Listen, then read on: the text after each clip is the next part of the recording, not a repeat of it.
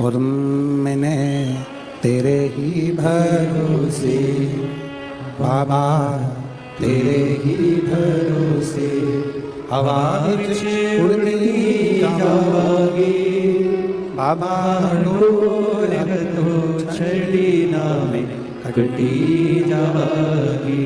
भोले मैं तेरी बदल शंभु मैं तेरी बदल हवा विच उड़ती जावागी बाबा, डोर तो छड़ी ना में कटी जावागी। शिव कथा कर रही है, भगवान शंकर का चरित्र कर रहा है, शिव महापुराण की कथा कर रही है।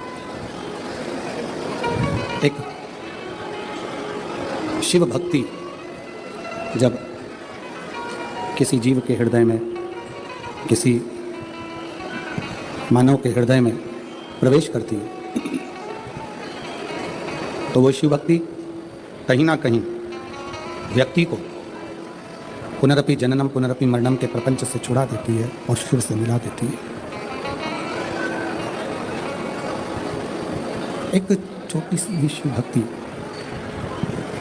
एक क्षण की भी शिव भक्ति व्यक्ति के जीवन को जन्म और मृत्यु के प्रपंच से छुड़ा बैठती है। जगत गुरु शंकराचार्य जी ने भी अपनी वाणी में यही कहा है कि भजन वो किया जाए जिससे हमारा जन्म और मरण का प्रपंच छूट जाए।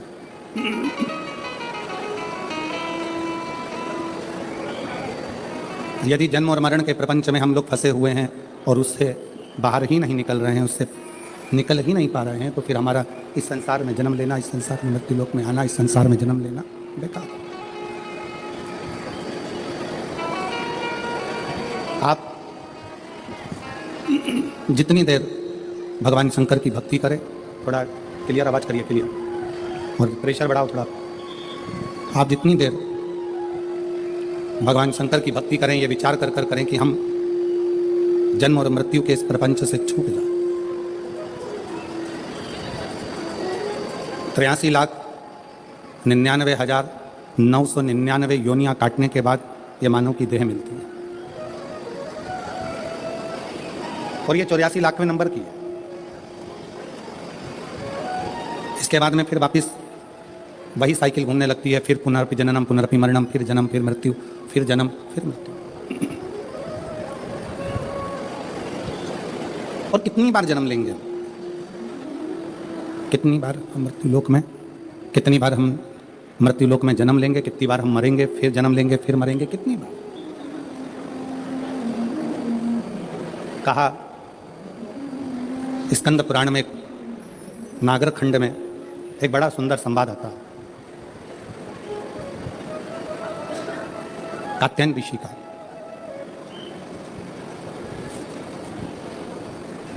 स्कंद पुराण के नागर खंड में कात्यायन ऋषि का चरित्र आता है कि कात्यायन ऋषि ने भगवान शिव और मां आद्य शक्ति की साधना करी। पूछा कि यह साधना करने का कारण क्या है, क्यों कर रहे हैं, किस लिए। आप यदि कथा में जा रहे हो तो लोग आपसे पूछेंगे क्यों जा रहे हो, किस लिए, वहां क्यों जाना, किस लिए जाना, किस कारण। आप दवाई खा रहे हो तो लोग पूछेंगे दवाई किस लिए खा रहे हो, क्यों खा रहे हो, क्या कारण है, क्यों खाइए, किस लिए। तो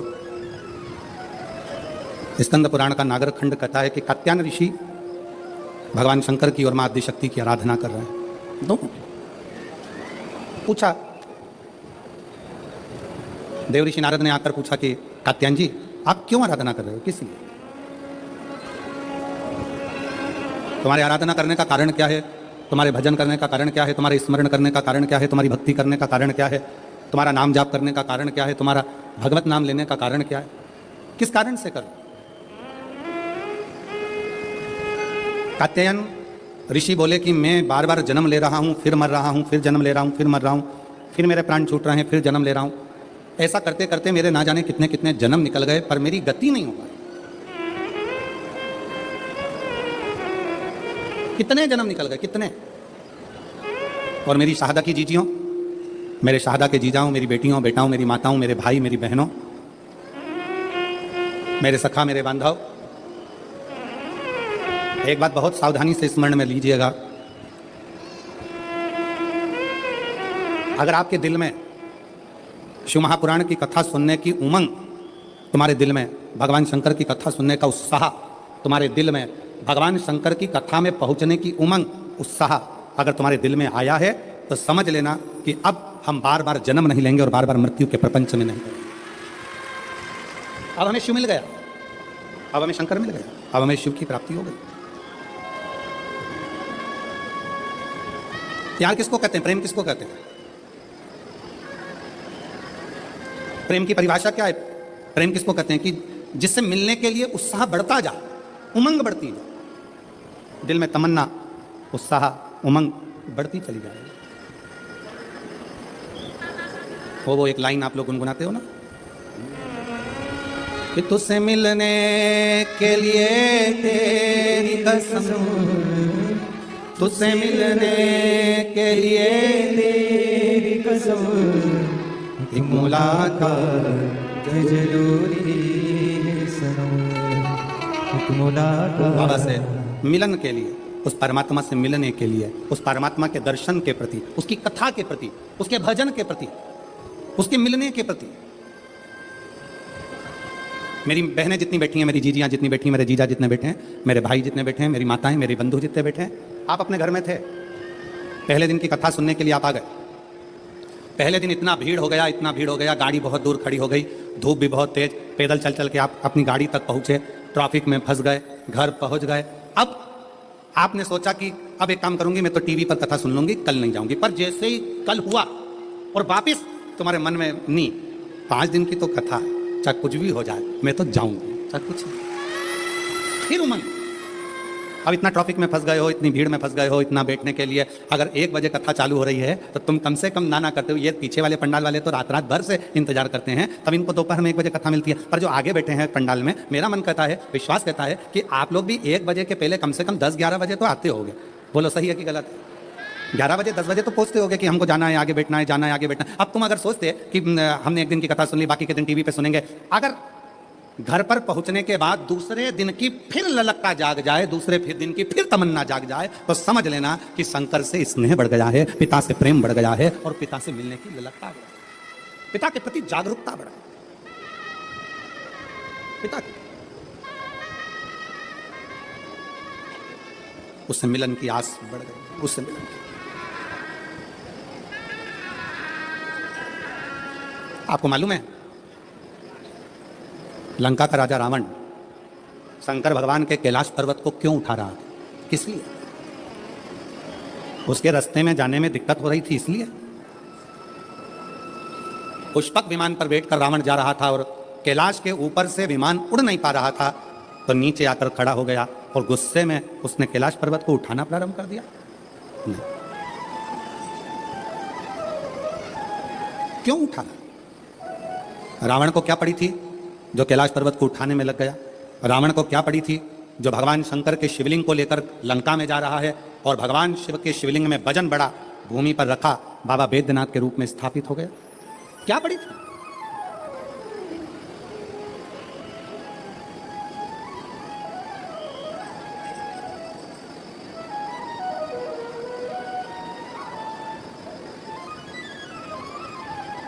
आक्रांताओं ने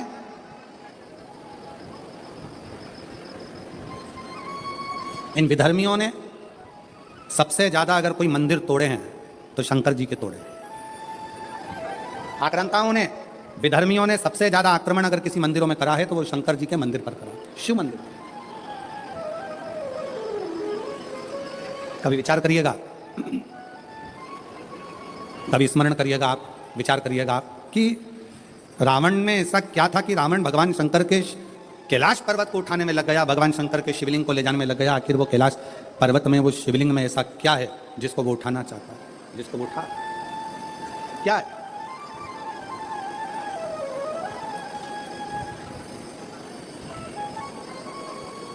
शिव महापुराण की कथा कहती है, रावण ने अपने भाई कुबेर को सताकर कुबेर के सिंहासन को छुड़ा लिया। रावण ने अपने भाई कुबेर को सताकर उसका पुष्पक विमान भी ले लिया। पर रावण कुबेर का सिंहासन उठाकर ले गया। रावण कुबेर का पुष्पक विमान लेकर चले गया, पर रावण कुबेर के सिंहासन पर बैठ नहीं पाया। रावण कुबेर के सिंहासन पर, कुबेर की गादी पर बैठ नहीं सका, बैठ नहीं पाया। देवर्षि नारद निकल कर जा रहे थे, लंकापति रावण को देखा, रावण से पूछा क्या कर रहे हो? रावण कहने लगे कि मेरे को एक बात समझ में नहीं आती कि मैंने सारे इंद्र के सिंहासन को अपना बना लिया, देवताओं के सिंहासन को अपना बना लिया, सारे ग्रहों को अपने अनुकूल कर लिया, पर एक बात समझ में नहीं आती कि ये कुबेर का जो राज्य है, कुबेर का जो सिंहासन है, कुबेर का जो राज्य है, कुबेर का जो सिंहासन है, कुबेर का जो पद है, कुबेर की जो प्रतिष्ठा है, कुबेर का जो वैभव है, कुबेर का जो धन है, रावण कहता है ये मुझे कैसे प्राप्त हो, उसको मैं पाऊं कैसे, वो मुझे मिले कैसे, वो मुझे प्राप्त कैसे हो?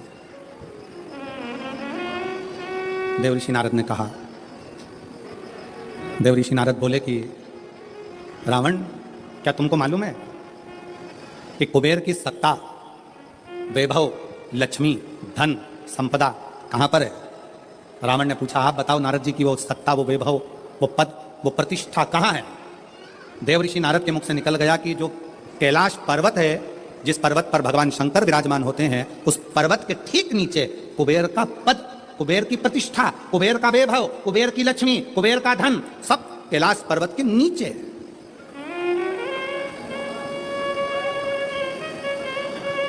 और एक बात बहुत सावधानी से स्मरण करिएगा, आप सबसे निवेदन है, जितने आस्था चैनल पर कथा सुन रहे हैं, जितने फेसबुक पर कथा सुन रहे हैं, जितने यूट्यूब पर कथा सुन रहे हैं, और जितने इस पवित्र प्रांगण के अंदर बैठकर कथा सुन रहे हैं, आप सबसे निवेदन करेंगे कि कुबेर का पद, कुबेर का वैभव, कुबेर की प्रतिष्ठा, कुबेर का धन, कुबेर की लक्ष्मी सारी की सारी कैलाश पर्वत के नीचे है, अर्थात शंकर भगवान के चरणों में, शंकर भगवान के नीचे ये सारा धन, वैभव, प्रतिष्ठा सब दबी पड़ी हुई है।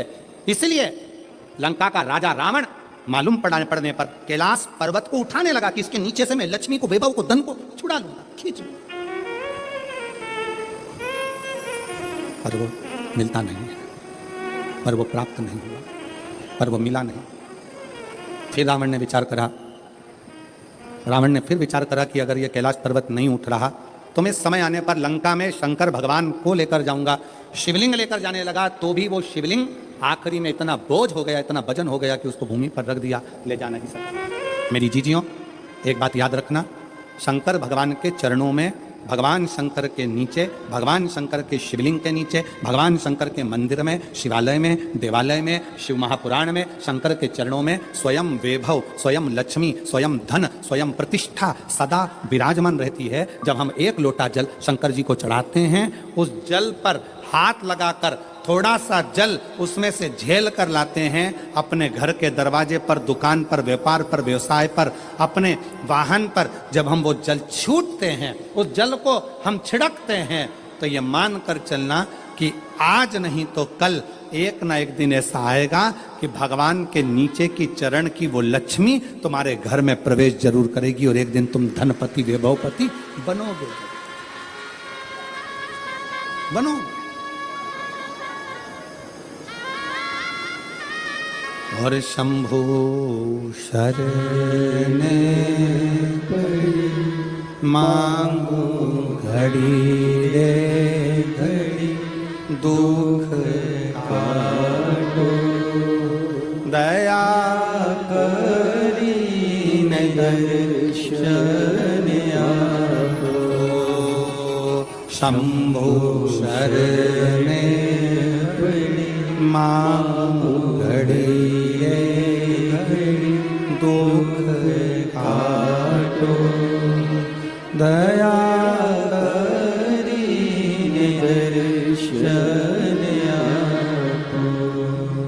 शिव जी को एक लोटा जल चढ़ाना मतलब अपने दुख को समाप्त करना और सुख की राह खोल देना। ये शिव महापुराण की कथा कहती है। एक लोटा जल हमारे दुख को समाप्त करता है और सुख का मार्ग खोल देता है।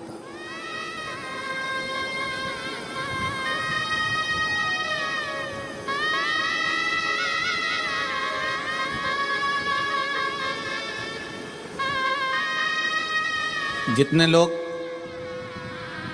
यहाँ आज लगभग 5 लाख से ऊपर शिव भक्त यहाँ पर बैठे हुए हैं, पंडालों की कैपेसिटी से ज़्यादा भरे पड़े, जितने अंदर उससे ज़्यादा बाहर अपना अपना चादर छाता लगा लगा कर लोग बैठे हुए। कुछ गाड़ी के अंदर बैठकर कोई कहीं कोई पेड़ों की छाँव में, कोई बिल्डिंगों की छाँव में, जहाँ तहाँ लोग बैठे बैठे।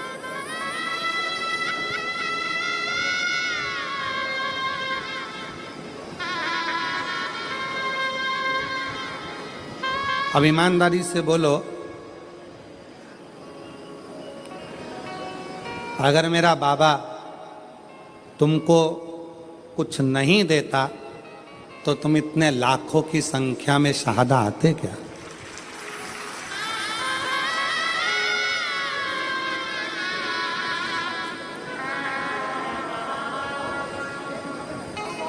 खाली ना जाता कोई दर से तुम्हारे, खाली ना जाता कोई दर से तुम्हारे, मैं भी खड़ी हूँ नदी पावे फसा, अपने हृदय से लगा लो, गिरा जा रहा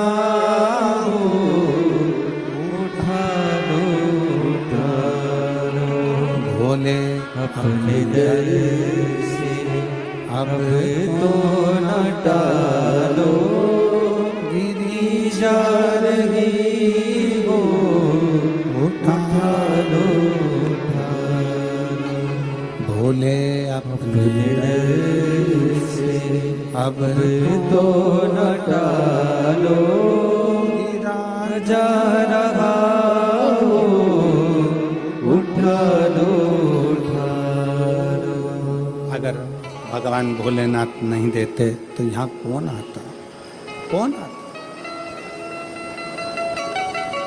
कृपा की ना होती जो आदत तुम्हारी, तो सुनी ही रहती अदालत तुम्हारी।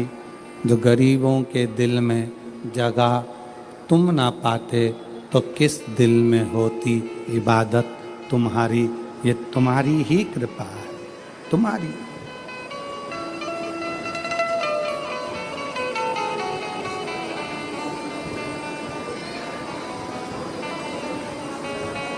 लंका का राजा रावण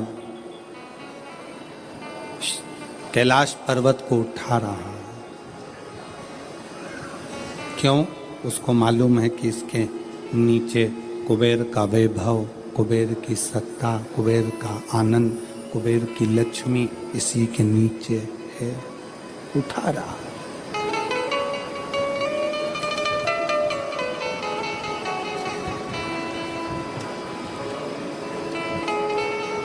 उठा नहीं कैलाश पर्वत, हिला नहीं कैलाश पर्वत, उठ ही नहीं पाया कैलाश पर्वत, नहीं। फिर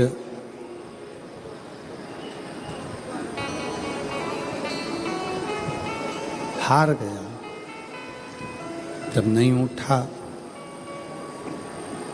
हाथ दब गया, हार गया।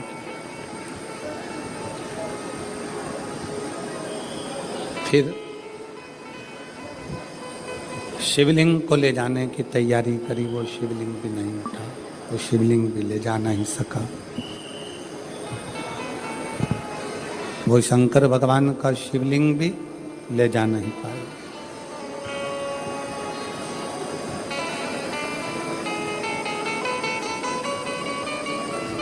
इन हाथों की रकीलें अगर गलत हैं,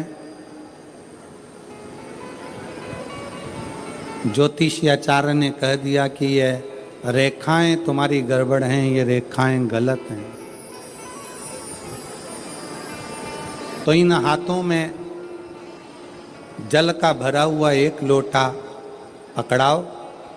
इस हाथों से शिव जी को जल चढ़ाना प्रारंभ करो। इन हाथों से शिव मंदिर में सफाई करना प्रारंभ करो, हाथों की लकीरें धीरे धीरे सुलझना प्रारंभ हो जाएगी और तुम्हारा जीवन श्रेष्ठ होता चलेगा, जीवन श्रेष्ठ होगा। ये भाग्य की रेखाओं में, ये भाग्य की रेखाओं में अगर कुछ गलत लिखा गया है, इसको शिव मंदिर में, शिवालय में, भगवान शंकर के चरणों में इस मस्तक को झुकाना प्रारंभ करिए।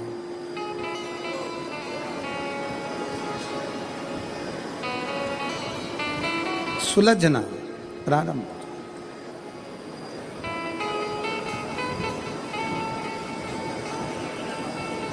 पर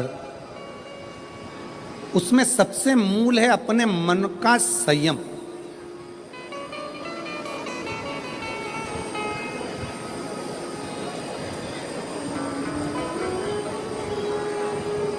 अपने मन का संयम।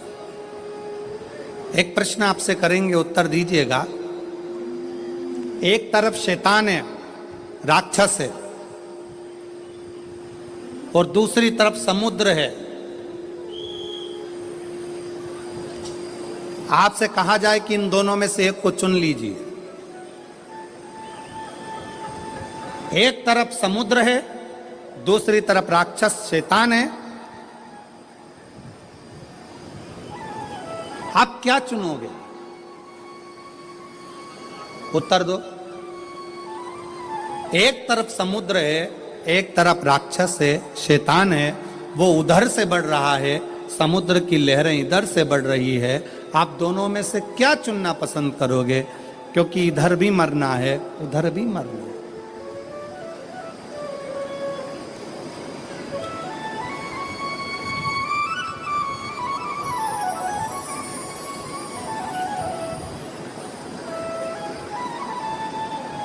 क्या चुनो?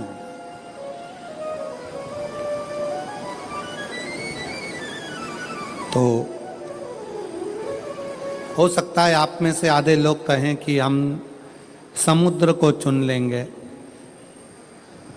कोई कहे हम राक्षस को, शैतान को चुन लेंगे। पर शिव महापुराण की कथा कहती है कि समुद्र कितना गहरा है ये आपको मालूम नहीं है, पर वो राक्षस, वो शैतान कैसा है ये आपको मालूम है। तो प्रयास करना कि वो राक्षस को चुनना श्रेष्ठ है, कि कम से कम ये राक्षस है, ये हमको मालूम है, इसको कैसे डील करना है ये हमको मालूम है, ये कैसे इसको संभालना है ये हमको मालूम है। हम उस राक्षस को छोड़कर अगर समुद्र के पास जाएंगे, दिख तो अच्छा रहा है, लहरें भी अच्छी लग रही है, पर यह कितना गहरा होगा और कितनी गहराई में ले जाएगा और कब समाप्त कर देगा पता नहीं चल पाएगा, पता नहीं चल, दिखेगा।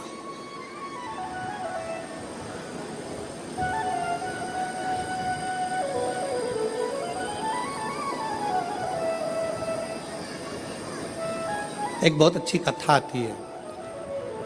एक गांव का व्यक्ति अपना गांव छोड़ रहा है। क्यों? उसकी फैक्ट्री थी, बिक गई, उसका व्यापार था, बंद हो गया, परिवार वाले भी उसको चोट दे दी, परेशान कर दिया।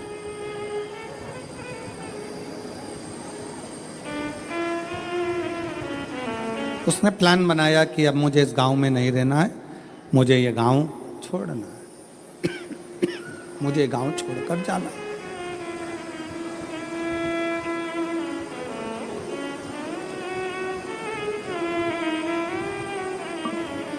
पूरा फैक्ट्री बेच दिया, घर बेच दिया, जमीन बेच दी, सब कुछ बेचकर धन एकत्रित करा, घोड़े पर बैठ गया, घोड़े पर बैठकर और सब बेचकर परेशान होकर वहां से चल दिया। 60 किलोमीटर दूर दूसरा गांव था, वहां पहुंच गया। गांव में जाकर देखा तो गांव के लोग आम के पेड़ के नीचे, पीपल के पेड़ के नीचे बैठे हुए हैं, बातचीत कर रहे हैं, सब आपस में बातें कर रहे थे। इस व्यक्ति ने अपना घोड़ा रोका, घोड़ा रोककर नीचे उतरकर उनके पास जाकर बैठा और बैठकर उसने पूछा, भैया एक बात पूछना चाहता हूं, क्या आप मुझे बताओगे? बोलो क्या बात पूछना है, क्या पूछना चाहते हो? भैया ये बताओ यहां के लोग कैसे?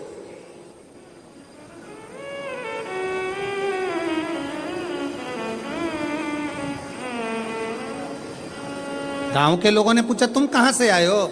उसने कहा मैं अपने गांव से आया हूं, यहां से 60-70 किलोमीटर दूर से। मेरा सारा अब वो गांव मैंने छोड़ दिया है और मैं सोच रहा हूं कि कोई गांव में जाकर बसना है, मुझे किसी गांव में जाकर रहना मुझे। तुम बताओ यहाँ के लोग कैसे, इस गांव के लोग कैसे? तो गांव के लोगों ने पूछा कि तुम हमसे पूछ रहे हो कि यहाँ के लोग कैसे हैं, पहले तुम बताओ कि तुम जो अपना गांव छोड़कर आए हो वहां के लोग कैसे थे?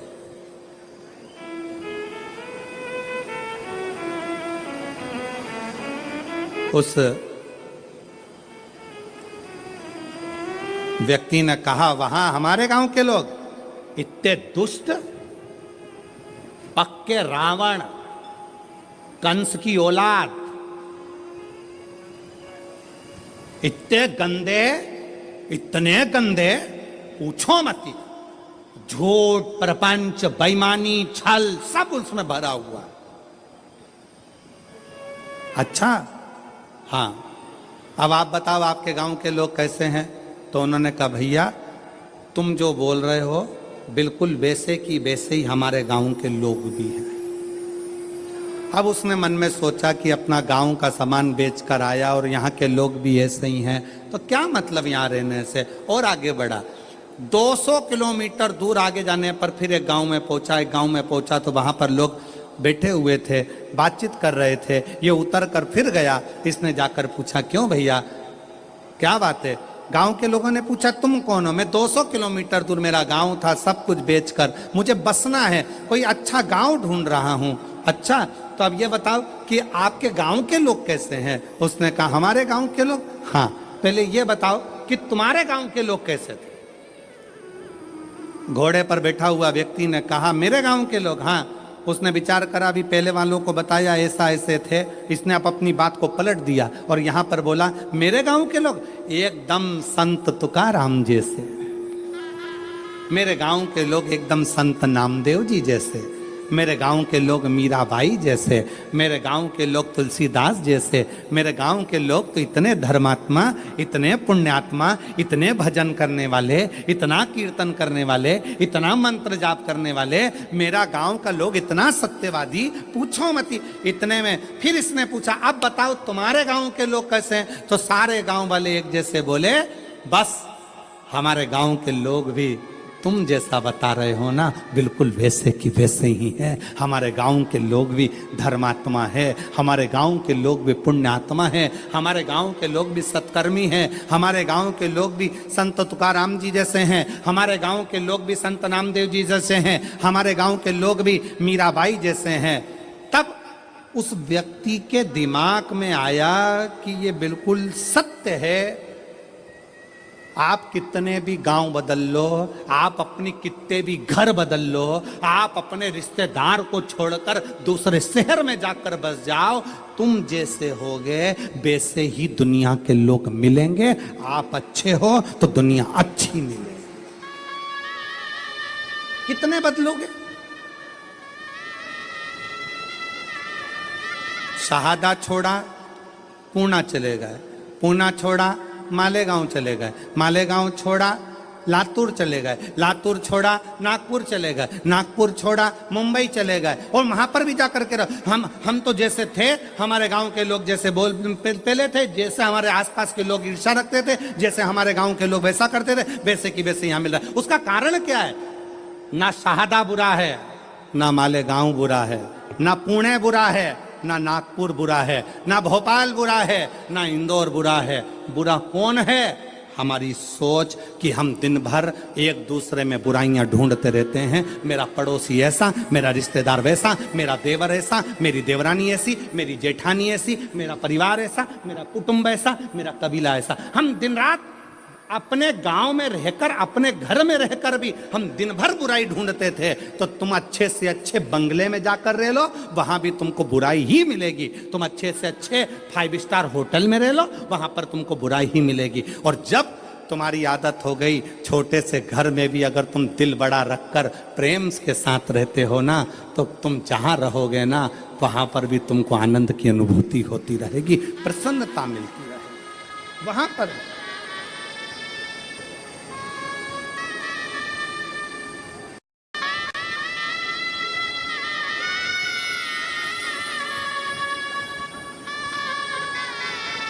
वो कहते जो जैसी भावना लाया वो वैसा ही फल पाया। जो जैसी भावना लाया वो वैसा ही फल पाया। नहीं खाली उसे लौटाया वो मन ही मन हर्षाया। और कर दिया माला माद काशी वाले ने लुटा दिया भंडार।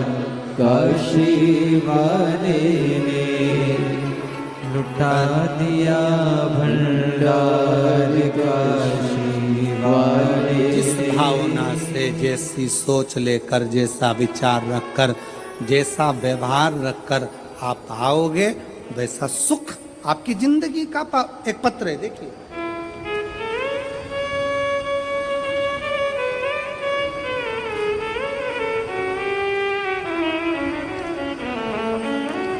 मेरा नाम ललिता परमेश्वर पाटोले, मैं नासिक महाराष्ट्र से हूँ। मेरा मोबाइल नंबर ये है। मेरा नाम ललिता परमेश्वर पाटोले, मैं नासिक महाराष्ट्र से हूँ। मेरा मोबाइल नंबर ये है। कहीं बैठी हों तो हाथ हिला सकती हैं, और अगर कहीं बैठी हों तो बेलपत्र लेने के लिए आ सकती हैं। बाबा, मेरे पति, पत्र को आप लोग एलईडी पर पढ़ सकते हैं। कहीं एलईडी है उन पर पत्र चल रहा है, एलईडी पर पत्र पढ़ सकते हैं। बाबा, मेरे पति आर्मी से रिटायर हैं। वे अब रिक्शा चलाते हैं और पढ़ाई भी करते हैं। आर्मी से रिटायर होने के बाद मेरे पति रिक्शा चलाते हैं और पढ़ाई भी करते हैं। 2023 को नासिक में कथा चल रही थी, जब दादा बाबू भूसे ने उस पवित्र कथा का लाभ हमको दिया था। हम लोग नासिक के उस पवित्र कथा को सुन रहे थे। मेरे पति आपको नहीं मानते थे, ना मेरे पति आपको जानते थे ना मानते थे। गुरुदेव, उनका विश्वास नहीं था, क्योंकि मिलिट्री में सर्विस करते थे। जैसी सोच थी वैसे अनुकूल बोलेगा। मैंने अपने पति से कहा, आप भले कथा सुनने मत जाओ, मुझे पंडाल के बाहर छोड़कर आ जाओ। मेरे पति मुझे पंडाल के बाहर छोड़ने आते थे, चले जाते थे। तब वो तीसरे दिन पंडाल में भीड़ के वजह से रुक गए। उन्होंने कहा, भीड़ ज़्यादा है, वापस लेने कैसे आऊँगा? तो उन्होंने गाड़ी खड़ी कर कर तीसरे दिन की कथा में पंडाल में ही रुक गए। पंडाल में रुके। उस दिन धूलिया से एक औरत पैदल आई थी। उसे देखकर मेरे पति के आंखों में आंसू आए। बाबा सबकी सुनता है। उसने उस स्त्री से पूछा, तुम पैदल चलकर धूलिया से नासिक आई हो, तुम्हें बाबा ने क्या दिया? उस महिला ने कहा, मैंने जो मांगा था मेरे भोलेनाथ ने दे दिया, इसलिए मैं पैदल चलकर नासिक तक आई हूँ। नासिक तक आई हूँ। मेरे पति को लगा मैं आर्मी से रिटायर हूँ, अब रिक्शा चलाता हूँ, पर मेरी कोई सरकारी नौकरी नहीं लग रही है, मेरे बेटे की भी नौकरी नहीं लग रही है। आज कथा का तीसरा दिन है। आज मैं पृथ्वी पर बैठकर, पंडाल में बैठकर बाबा से विनय करता हूं, अगर कुबरेश्वर बाबा शंकर जी की कथा में अगर प्रबलता है तो वो मेरी भी नौकरी लगा दें और मेरे बेटे की भी लगा दें। गुरुदेव, बेटे का मेडिकल बार बार रुक रहा था, नासिक में उसका मेडिकल होने वाला था, और मेरे पति ने तीसरे दिन की कथा में बाबा से गुहार लगाई। लोग कहते हैं कि ये शिव महापुराण का पंडाल है। मेरे पति ने कहा, वो सियोर वाला महाराज इतना दमदारी से बोलता है, मतलब शिव पुराण की कथा में शंकर खुद कथा करता है, अगर उसके सामने बैठकर बोला जाए तो बाबा सुनता जरूर है। मेरे पति ने गुहार लगाई और बाबा से प्रार्थना कर कर मेरे पति कथा सुनकर आ गए। जब पूरी कथा हो गई, कथा सुनकर हम लोग घर आए। घर आने के बाद मेरे बेटा एक एग्ज़ाम दे रहा था, एग्ज़ाम का रिजल्ट जिस दिन हम घर पर आए शाम को, उसी दिन बेटे का शाम को फ़ोन आ गया कि पिताजी मेरा सिलेक्शन आर्मी में हो गया, बाबा की कृपा से मैं सिलेक्ट हो गया। गुरुदेव, आर्मी में तो सिलेक्ट हो गया। मेरे पति बोले एक बार सीहोर जाना है, वहाँ पर जाकर बाबा से अर्जी लगाना है। कथा सुनी, 15 दिन बाद सीहोर पहुँच गए। सीहोर में कंकर शंकर की पूजन कर कर कहा, बाबा तूने मेरे बेटे की तो नौकरी लगा दी, बस मैं बचा हूँ, आर्मी से रिटायर हुआ हूँ, रिक्शा चलाता हूँ, तू मेरी और नौकरी लगा दे। बाबा की ऐसी कृपा हुई कि बाबा की कृपा से आज ऐसी करुणा, सीहोर से आने के बाद 3 महीना भी पूरा नहीं हुआ और बाबा की कृपा से मेरा बॉम्बे के अंदर मेरा सिलेक्शन जेल के प्रहरी के रूप में हो गया और मैं बाबा को यहाँ प्रणाम करने के लिए आया हूँ। मेरे बेटे की भी फोटो लगा रहा हूँ और मेरी भी फोटो लगा रहा हूँ, दोनों की लगा रहा हूँ। अब बेटे की फोटो देखो जिसका मिलिट्री में हुआ, और जेल प्रहरी के रूप में जिनका हुआ रिक्शा चलाते चलाते, उनकी भी फोटो उन्होंने खुद की लगाई। एक बार जोरदार ताली बजाकर साथ बताएं। एक लाइन अच्छी लिखी है,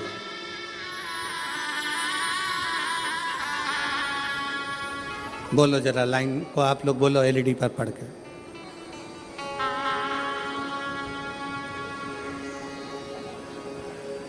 बोलो बोलो जरा, टीवी पर देख के बोलो। कब से खड़े हैं झोली पसार, क्यों ना सुने तू मेरी पुकार, मुझे तेरा ही सहारा है, मेरे भोले बाबा, मुझे तेरा ही सहारा है, मेरे भोले बाबा। कब से खड़े झोली पसार, क्यों न सुने तो मेरी पुकार, मुझे तेरा ही सहारा है, मेरे भोले बाबा।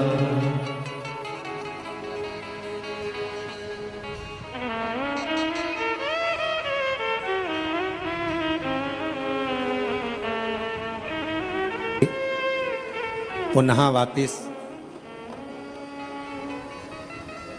नौकरी लगी, बेटे की भी नौकरी लगी। एक बार जोरदार ताली बजाकर स्वागत करिए। और मुझे तेरा ही सहारा है, मेरे भोले बाबा। मैंने तुझे ही पुकारा है, मेरे भोले बाबा। दिल से उसको कल कथा में कहा था, दुनिया की निगाह में ये केवल कथा का पंडाल है।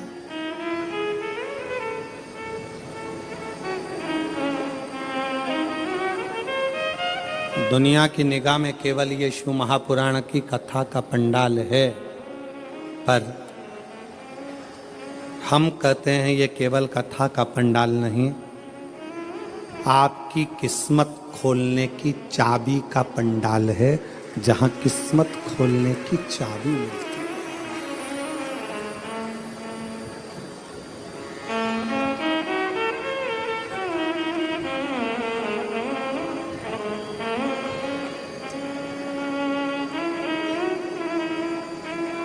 और मुझे तेरा ही सहारा दे मेरे भोले बाबा। शंकर भगवान के शिवलिंग के नीचे का स्थान कुबेर का होता है। शंकर भगवान के कैलाश के नीचे का स्थान कुबेर की लक्ष्मी का होता है।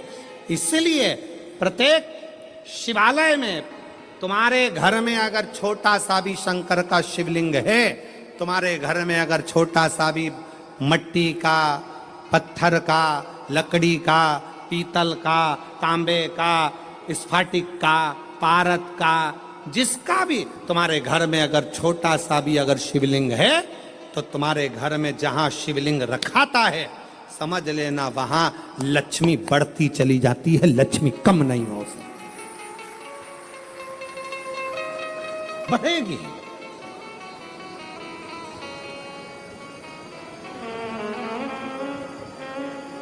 बस दो चीजों का स्मरण रखिए, एक अपने खानदान का और दूसरे अपने खान पान का।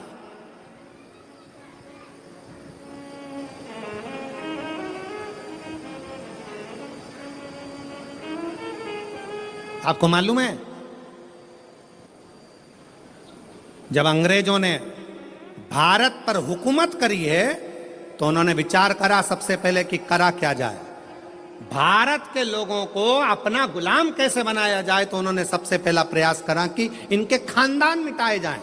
जो राजसी खानदान थे, जितने जितने राजा हुआ करते थे, उन राजाओं के रजवाड़ों को, उन राजाओं के घरानों को तोड़ने का प्रयास किया गया। पहले खानदान तोड़े हैं, और जब राजाओं के खानदान नहीं टूट पाए, जब राजघराने नहीं टूट पाए, फिर इन्होंने खान पान तोड़ा। खान पान क्या? गलत तरह का भोजन विदेश से बुलाते थे और भारत के लोगों को वो गलत तरह का भोजन कराते थे। भारत में रहने वाला सनातनी कभी भी नॉनवेज छूता नहीं था। भारत में रहने वाला भारतीय सनातनी कभी भी मांस का सेवन नहीं करता था, गलत व्यसन का सेवन नहीं करता था। वो तो ये अंग्रेजों ने तुमको गुलाम बनाने के लिए जब खानदान नहीं तोड़ पाए तो खान पान को तोड़ा है, तुम्हारे खाने का तरीका बदल दिया, तुम्हें वेज से नॉन वेज बना दिया, तुम्हें ले जाकर गलत भोजन में लगा दिया, गलत भोज।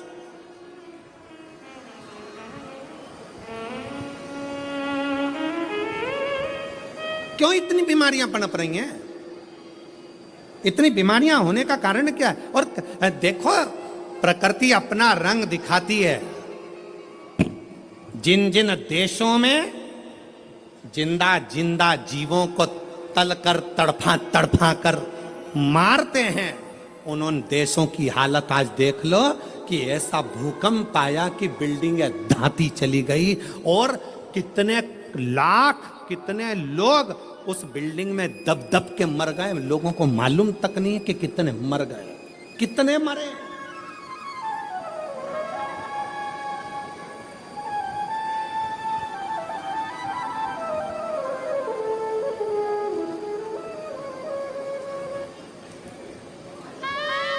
कितने। इसलिए निवेदन है, थोड़ा सा अपने आप को सुधारने का प्रयास करिए, थोड़ा सा, ज्यादा नहीं, थोड़ा सा।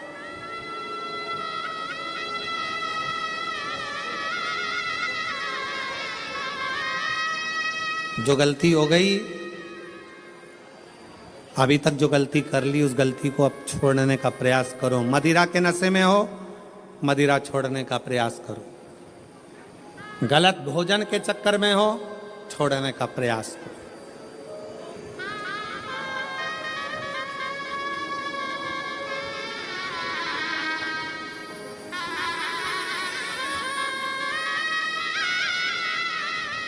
हम कहेंगे तो थोड़ा सा लोगों को बुरा लगेगा, पर सत्यता है जब उम्र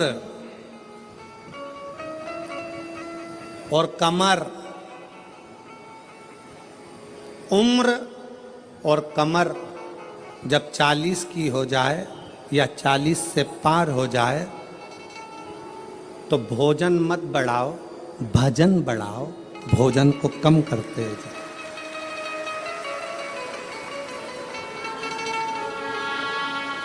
जम के बोलो जरा, क्या उम्र और, अरे अच्छे से बोलो, उम्र और कमर जब 40 की हो जाए तो भोजन की मात्रा नहीं बढ़ाना है, भजन की मात्रा बढ़ाना है। भोजन की मात्रा कम करो और भजन की मात्रा को बढ़ाते चलो, बढ़ाते चलो। विठल विठल विठला, बढ़ा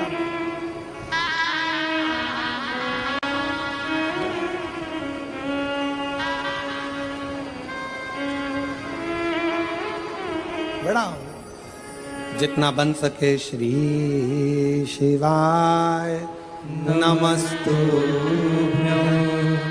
श्री शिवाय नमस्तुभ्यं,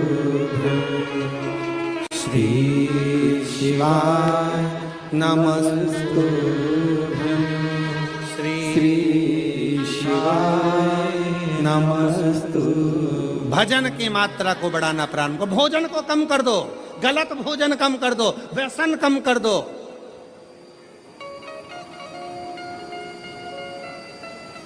गलत विचार कम कर दो, गलत सोच कम कर दो।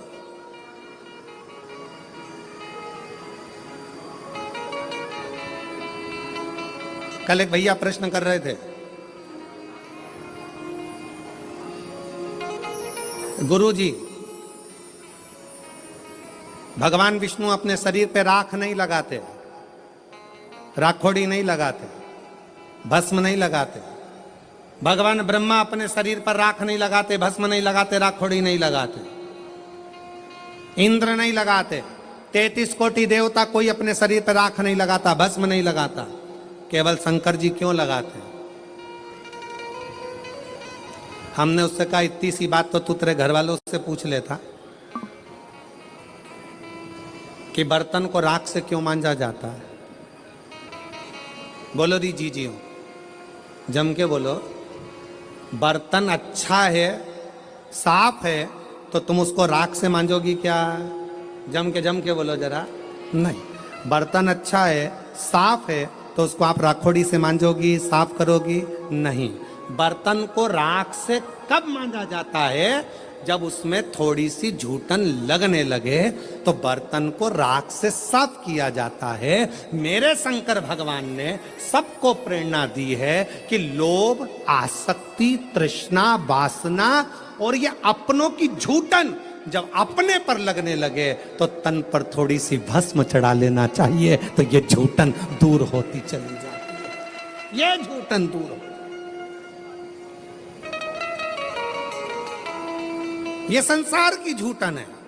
ये लोभ, ये तृष्णा, ये आसक्ति, ये वासना, ये नाते, ये रिश्ते, ये कुटुंब, ये कबीले, ये वो झूठन है जो हमारे शरीर से लगती चली जाती है, लगती चली जाती है। इसको दूर करो। सिर पे गंगा लेने कल्याण वो कर देवे, भोलेनाथ ब्यूटीफुल, जो नाम उसका लेवे, भोले जी दर्शन देवे, भोलेनाथ ब्यूटीफुल। जो नाम शिव का लेवे कल्याण वो कर देवे, भोलेनाथ ब्यूटीफुल। इतने सुंदर तो शिव पहले से, और अगर भगवान शंकर मालूम पड़े और थोड़ा बहुत पेंटिंग करके बैठ जाते हैं तो ईमानदारी से बोलो 33 कोटि देवताओं के यहाँ जितनी देवियां हैं वो सब शंकर भगवान के चरणों के सम्मुख में बैठी रह जाती। सारी देवी, सारी देवी। शंकर भगवान ने कहा मुझे अपने पास में किसी को नहीं रखना, ज्यादा सुंदर रहूंगा लोग आएंगे, इसलिए शंकर भगवान ने भस्म को अपने तन पर धारण कर लिया कि यह संसार झूठा, ये परिवार झूठा, ये कुटुंब झूठा, ये नाते रिश्ते झूठे, ये सब झूठ है। इसलिए झूठन को दूर करने के लिए जैसे बर्तन पर राख लगी हो तो वो बर्तन पर लगी राख झूठन साफ कर देती है। मेरे शिव कहते हैं तन पर चढ़ी हुई भस्म इस संसार के झूठे लोगों को दूर कर देती है, झूठे लोगों को।